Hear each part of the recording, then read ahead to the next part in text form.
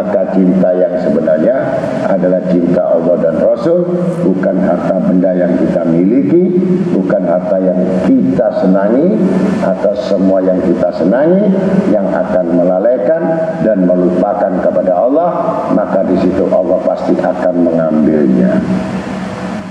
Untuk itulah maka sabda Nabi SAW, la tajalu qadama abdin yaumal qiyamah min baini yadayi Allah ta'ala hatta yus'ala an arba'atil asya'i an umri fima abnahu wa an jasadihi fima ablahu wa an ilmi ma'amila bihi wa an mali min aina tasabahu wa fima anfaqahu wa yus'alu amma fi kitabihi fa idza balagha akhir kitabi yaqulu Allah ta'ala ya abdi ya amilta hada kullahu am malaikati zadu alaika fi kitabik fa yaqul la ya rabbi walakin umiltu dalik kullahu fa yaqulu ta'ala ana satartuha fi dunya laika wa ana afiruha laka yaumal idhab fa ini qad ghafartuha laka. Dalam kitab dakwah 209 juz 1. Maka sabda Nabi SAW bersabda, pada hari kiamat nanti sebelum dua kaki seorang hamba melangkah di hadapan Allah Ta'ala, maka akan ditanya terlebih dahulu tentang 4 perkara. Nah, ini kita sudah berlabuh, kita sudah berjalan, kita sudah kehilangan waktu, kita sudah menyanyiakan waktu, maka di situ kematian datang kepada kita. Maka sebelum melangkah pada hari kiamat, ditanya dulu 4 perkara. Yang pertama, ketika kamu diberi umur, untuk apa umur itu dihabiskan? Ini pertanyaan. Ketika umur itu dihabiskan hanya untuk bersenang-senang atau memburu dunia saja, ini jelas adalah perkara-perkara yang sangat merugikan dan pasti dapat siksa. Ini yang pertama. Yang kedua, ketika kamu diberi badan, untuk apa kamu pergunakan? Ketika hanya sibuk ngurusin dunia melulu, akhirat sangat sedikit. Ya. Ketika kamu urus dunia saja, sampai tua datang sakit penyesalan. Ketika yang umur tadi, badan tadi sama-sama capeknya, sama-sama letihnya, tapi jalan di akhirat juga sakit. Maka sakitnya adalah bentuk pengampunan dan sakitnya adalah bentuk surga. Dua sama-sama sakit, sama-sama letih. Orang cari dunia letih, capek, ya, stres, dosa. Sedangkan cari akhirat sama-sama capek, letih, sakit, pengampunan dosa. Dua hal, selamat atau rugi. Ini badan yang dirusak untuk apa? Kemudian yang ketiga, diberi ilmu. Untuk apa? Dihabiskan, dimanfaatkan. Baik ilmu muamalah atau ilmu mukasyafah. Kalau ilmu diajarkan, maka dia dapat amal jariah. Tapi kalau ilmu semata-mata hanya untuk kepentingan pribadinya, dihabiskan untuk nafsunya, dihabiskan untuk kesenangannya, maka dia golongan khosarah, orang yang rugi. Dan orang yang rugi pasti menerima siksa. Walaupun agama, mengajarkan agama tujuannya semata-mata hanya untuk mendapatkan harta dan dunia, ini golongan rugi. Begitu pula orang yang berpengetahuan umum semata-mata hanya untuk mendapatkan dunia, maka kebodohan diantaranya. yang tidak bisa beramal soleh, dan dia akan menghimpun dan akan menambah nafsunya.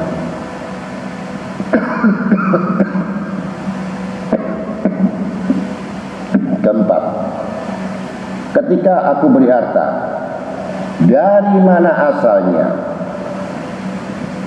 sumbernya, dan untuk apa dibelanjakan?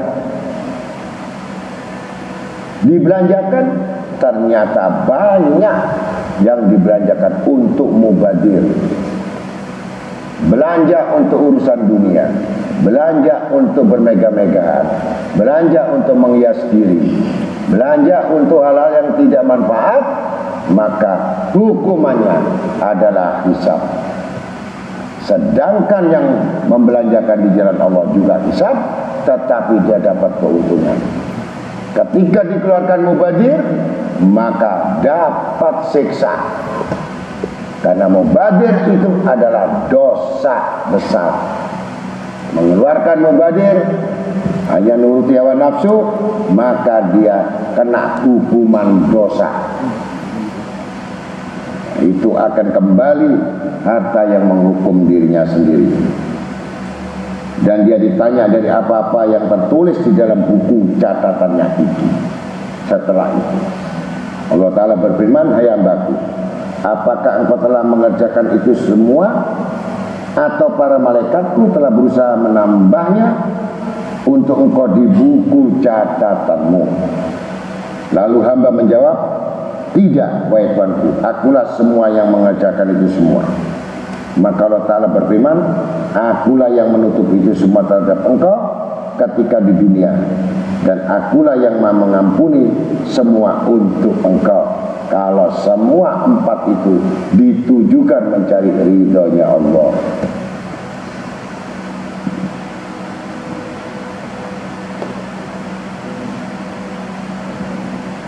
Maka sabda Nabi SAW, kalau Nabi SAW, alamatus saqawatil arba' nisyanu dunubul madiyah wa ya indallah mafudatun wa dikrul khasanatil madiyah wa la yadri a'ukilat amrudat wa nadar ila man fawqahu fid dunya wa nadar ila man dunahu fid din. Yaqulullah ta'ala subhanahu wa ta'ala, aradtuka falam turidni fataraktuka. Nabi SAW bersabda, tanda-tanda celaka itu ada 4. Yang pertama, melupakan dosa yang telah lalu atau yang lewat. Sedang dosa itu tetap tercatat dan terjaga oleh Allah Subhanahu wa taala. Yang kedua, selalu menyebut-nyebut amal kebaikan-kebaikan, padahal amal itu tidak diterima.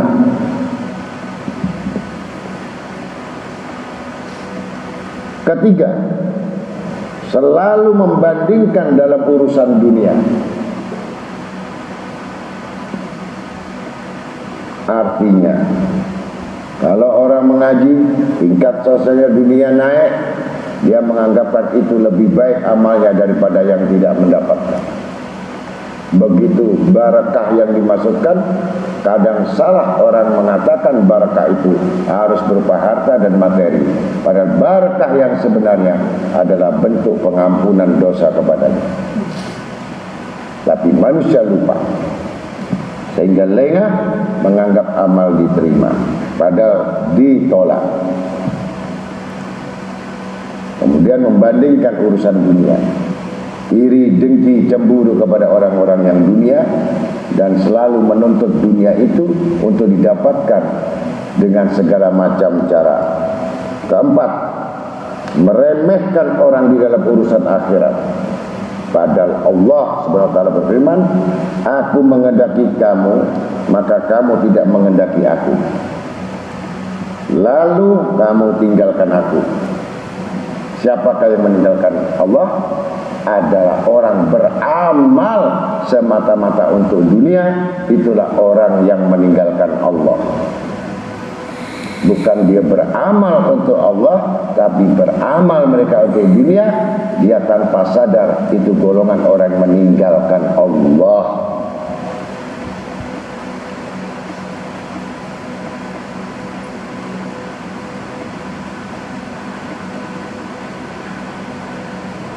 Maka dengan demikian jelas bahwa umur-umur yang kita dapatkan ini betul-betul harus mencapai kesempurnaan di dalam kehidupan kita. Yang selain itu tidak ada. Ma'asyiral muslimin rahimakumullah, itulah yang disebut orang-orang yang berlabuh, orang yang berlayar. Kita ini musafir, bukan tempat tinggal dunia ini, tapi tempat tinggal sementara. Yang mana tempat tinggal sementara tidak lain masih banyak perjalanan, 4 proses. Yang mana 4 proses ini mulai zaman Nabi Adam sampai kita yang di dalam kubur belum bangkit dan belum hari kiamat. Dan 2 yang terjadi di dalam kuburan. Yang pertama adalah orang-orang yang celaka. Dan orang yang celaka ini menangis 24 jam dan air matanya darah, kemudian bermohon kepada Allah di kuburan agar disegerakan kiamat. Kemudian orang yang selamat seakan-akan dia ditidurkan 1 hari 1 malam, besok hari kiamat. Seperti halnya Ashabul Kahfi ditidurkan Allah 309 tahun. Begitu bangun tidur,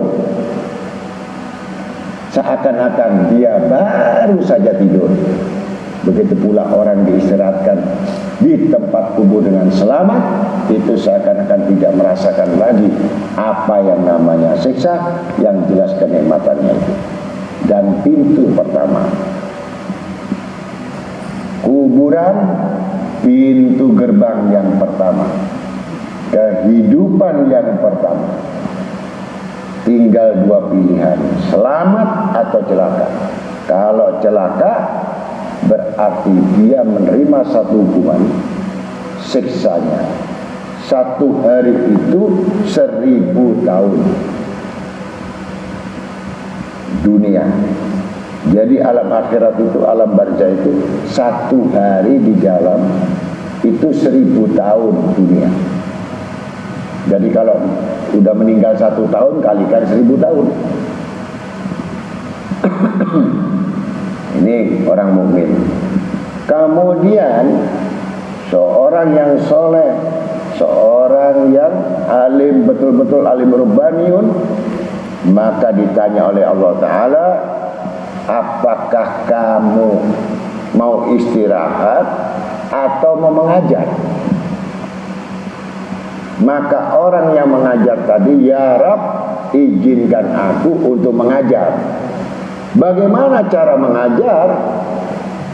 Aku akan mengajar orang-orang yang sudah terbuka hijabnya, orang yang sudah terbuka betul-betul dari alam akhiratnya.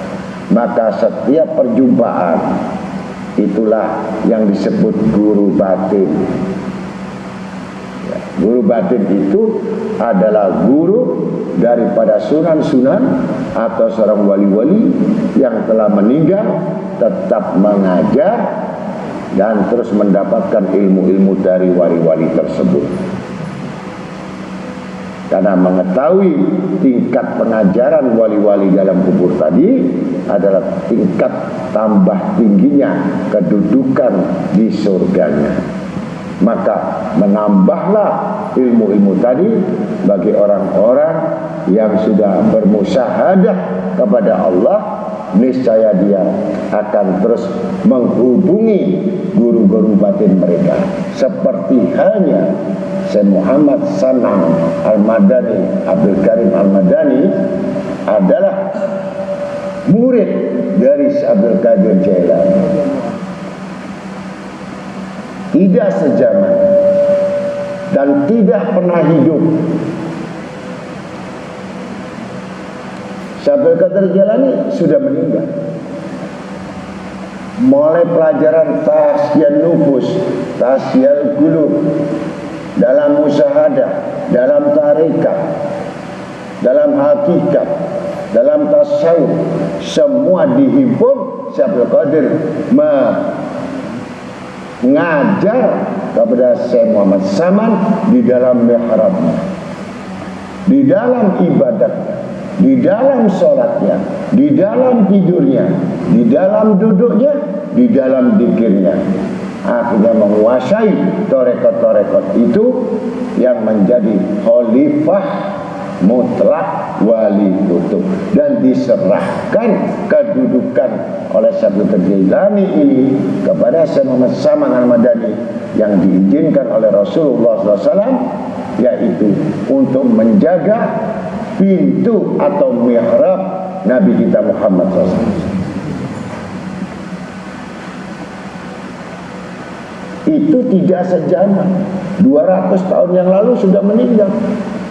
Tapi kenapa masih bisa mengajar, bisa belajar sama orang-orang yang mati, dan belajar pada orang yang mati ini 100% murni, tanpa ada yang lain. Kalau kita bisa menembus musyahadah, kalau yang hidup masih disisa, yang mana hidup dan waktunya masih ada untuk keluarga, masih ada tempat lain untuk makan, untuk tidur. Tetapi perbedaan orang yang mati lebih utama, dia full, nggak ada istilahnya istirahat, makanan, minuman, semua mutlak diserahkan kepada murid-murid yang mengenal batinnya. Ini hebatnya. Maka banyaklah tawasul. Dengan tawasul itulah kita bisa melewati bahtera kehidupan itu sampai ke tempatan, walaupun ombak gelombang yang besar untuk menghalangi. Gagalnya manusia karena disebabkan oleh teman-teman mereka. Gagalnya manusia di dalam menuntut ilmu karena banyak bergaul dengan manusia. Gagalnya orang menuntut ilmu selalu mendengar pendapat-pendapat yang bukan dari orang-orang yang berilmu. Dapat masukan-masukan orang yang tanpa ilmu, maka semakin was-was, semakin ragu-ragu di dalam menempuh, dalam sulukiyah untuk menempuh jalan kepada Allah. Karena halangannya banyak sekali, rintangannya aral-aral, sehingga tidak murni lagi di jalan Tuhannya. Kecuali ada bagian-bagian yang ditinggal, ada bagian-bagian yang tidak dicukupi, itulah jadi penghambat, sampai penghambat itu akan merupakan siksa nanti di dalam kuburan. Ya. Baik anak, istri, atau suami, atau teman, atau pekerjaan, atau komunitasnya, atau kesenangannya, atau nafsunya, yang mana sangat banyak sekali hati-hati itu, hati manusia ini sudah dikelubungi oleh selaput nafsu yang tidak gampang merobek selaput itu, kecuali yang harus hancur dulu, yang harus seperti orang yang pecah kapalnya yang sendirian di tengah laut. Betul-betul dia ibadat, dia minta tolong kepada rohnya, bukan kepada lain-lain. Selama masih ada yang lainnya, maka itu bukan golongan orang yang meminta kepada rohnya. Itulah hakikatnya kepada orang-orang yang betul-betul untuk menempuh, sama sekali tidak tergantung dan menggantungkan dan berharap, dan tidak ada satupun yang di hadapannya kecuali semata-mata bahwa Allah Ta'ala lah yang menguasai segala alam semesta ini dan yang berkehendak sesuatu. Keburukan yang dikehendaki, dia tetap ridho kepada ketentuannya. Kebaikan yang ditentukan, dia tetap ridho apa yang dikehendaki. Tidak kuasa, manusia tidak kuasa. Maka jangan sekali-kali banyak punya kehendak. Karena banyaknya kehendak itu sudah orang yang sudah diterjang oleh hawa nafsunya. Maka kehendak itu sesuaikan dengan kemampuan kita, sesuaikan dengan kadar kita, sesuaikan dengan porsi kita, sesuaikan dengan kondisi kita. Niscaya disitulah letak ketentraman hati. Tapi kalau kamu ingin menjadi orang lain, kau ingin menginginkan seperti orang lain, pasti kamu akan sakit sebelum sakit. Karena apa yang kamu inginkan, kamu tidak akan pernah terwujud, disebabkan kau tidak pernah memiliki skill atau keahlian yang dimiliki yang kita inginkan. Maka jadilah dirimu, yang mana jadi dirimu lebih afdal, lebih utama dari sesuatu yang tidak pernah menjadi dirinya. Jangan biarkan nafsu yang kamu turuti terus menerus. Walaupun ibarat nafsu itu seperti anak kecil yang lagi netek sama ibunya. Ketika sudah dewasa, kebiasaannya yang begitu dilepas di sate, nangisnya kurang apa si bayi itu. Itulah cara untuk menghajar nafsu ini kan. Tidak dituruti, biar nangis 1 hari, 2 hari, 3 hari malam, sampai betul-betul dia bisa minum teh atau minum susu di botol selain dia menetek kepada ibunya. Tapi kalau kamu turuti yang hawa nafsu ini, sampai mati pun kamu tidak akan pernah lepas daripada sesuatu yang kamu inginkan. Itulah sifat hawa nafsu. Untuk itulah kita harus menyadari orang-orang beriman bahwa tujuan orang beriman tidak lain dan bukan adalah akhir hayat husnul khotimah. Apa husnul khotimah? Orang mati itu berdasarkan kebiasaan. Apa kebiasaannya dan lebih banyak kebiasaan itu, maka kebiasaan itulah yang dia mati sepersis dengan kebiasaan. Kalau kebiasaannya cinta uang, maka yang dibaca uang saya di mana. Kalau kebiasaannya dia menipu orang, maka dia sebelum mati dia nipu kemana lagi. Kalau kebiasaannya dia selalu menjaga dikirnya, betul-betul dikir, mulai napas sampai darah, sampai jantung, sampai roh, maka dia mati berdasarkan zikir. Yang ahli Quran, dia akan mati juga ketika dia apa kebiasaan dengan Quran. Ketika baca Quran selesai, maka Allah menentukan ijral untuk mencabutnya. Bersyukurlah kebiasaan-kebiasaan yang selalu mendatangkan kemaslahatan baik untuk dirinya dan umat, dan kebaikan untuk dirinya dengan Allah, maka itulah matinya yang disebut husnul khotimah. Bukan mati kebiasaan saya ngaji Jumat Rebo saya mati di pengajian, tidak. Ini kita latih, cuman ngaji Jumat, bisa ngaji Rebo saja, bisa ngaji Kamis saja. Yang 6 hari kebiasaan apa Anda? Kalau Anda sibuk di jalan, siapkan Anda juga mati di jalan. Kalau sibuk Anda untuk mengurusi dunia, pasti mati Anda dalam urusan dunia. Maka untuk itulah katakan pada dirimu, kalau kamu condong hatimu pada akhirat, pasti matimu dalam keakhiratan. Kalau hatimu condong pada dunia, niscaya matimu pasti kamu membawa dunia di dalam ingatanmu dan bacaanmu. sehingga terkunci lidahmu tidak bisa berkata la ilaha illallah.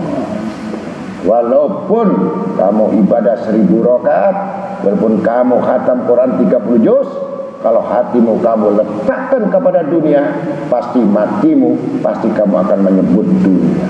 Kalau cinta pada anakmu, pasti kau menyebut anakmu dalam kematian.